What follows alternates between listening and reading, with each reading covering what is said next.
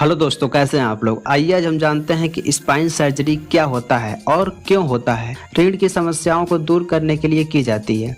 आपको बता दें कि स्पाइन सर्जरी की सिफारिश मुख्य रूप से तब की जाती है जब उपचार के अन्य तरीके जैसे दवा, व्यायाम आदि से राहत नहीं मिलती है, तब स्पाइन सर्जरी की जाती है। अब हम जानते हैं कि स्पाइन सर्जरी के कितने प्रकार होते हैं। मुख्यतः स्पाइन सर्जरी के 5 प्रकार होते हैं। जो इसमें से पहला होता है उसको हम कहते हैं डिस्केक्टोमी सर्जरी। डिस्केक्टोमी सर्जरी उस सर्जरी को संदर्भित करती है जिसमें असामान्य डिस्क को हटा दिया जाता है, जिससे रीढ़ की हड्डी पर दबाव पड़ता है। इस प्रक्रिया में इंटरवर्टिबल डिस्क के उस हिस्से को हटा दिया जाता है जिससे पीठ दर्द, कमजोर आदि समस्या होती है।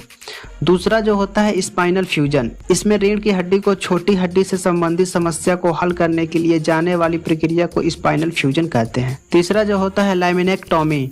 लैमिनेक्टोमी सर्जरी एक आर्थोपैडिक न्यूरोसर्जिकल प्रक्रिया है जिसमें वर्टेब्रल कैनाल में दर्द को कम करने के लिए वर्टेब्रल आर्च के लैमिना हिस्से को हटा दिया जाता है। चौथा जो होता है उसे हम लंबर सर्जरी कहते हैं। लंबर सर्जरी से तात्पर्य ऐसी सर्जरी से है जो पीठ के निचले हिस्से को हड्डी में मौजूद समस्या को ठीक करने के लिए की जाती है। इस सर्जरी के उद्देश्य पैर के दर्द को कम करना होता है जो पीठ के निचले हिस्से में दर्द का कारण बनता है।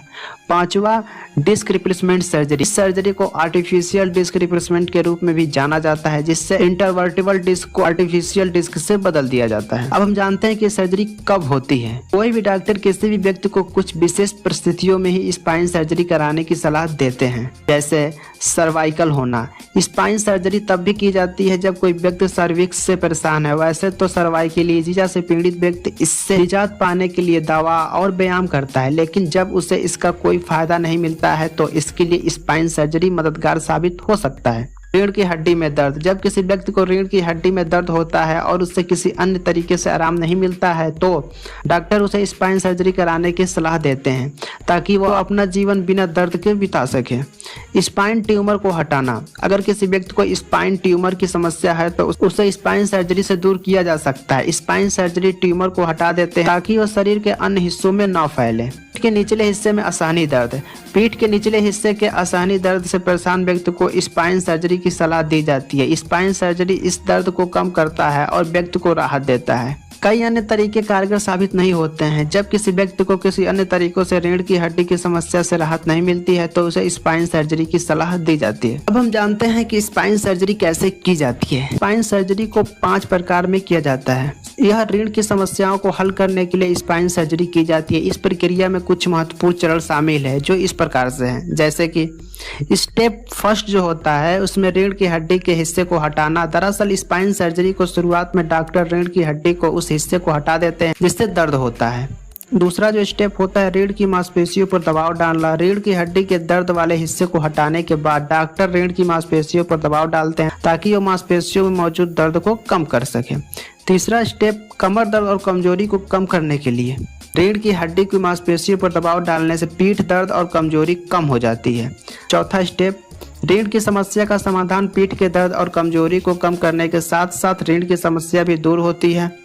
इसके साथ यह प्रक्रिया समाप्त हो जाती है। अब हम जानते हैं कि स्पाइन सर्जरी के बाद किन बातों पर हमें विशेष ध्यान देना चाहिए। स्पाइन सर्जरी के बाद व्यक्ति को अपने स्वास्थ्य का विशेष ध्यान रखना चाहिए क्योंकि इससे उसे जल्दी ठीक होने में मदद मिलती है। स्पाइन सर्जरी के बाद व्यक्ति को कुछ जरूरी बातों का ध्यान रखना चाहिए, जैसे स्पाइन सर्जरी कराने वाले व्यक्ति को ज़्यादा नहीं छूना चाहिए क्योंकि उससे रीढ़ की हड्डी पर असर पड़ सकता है।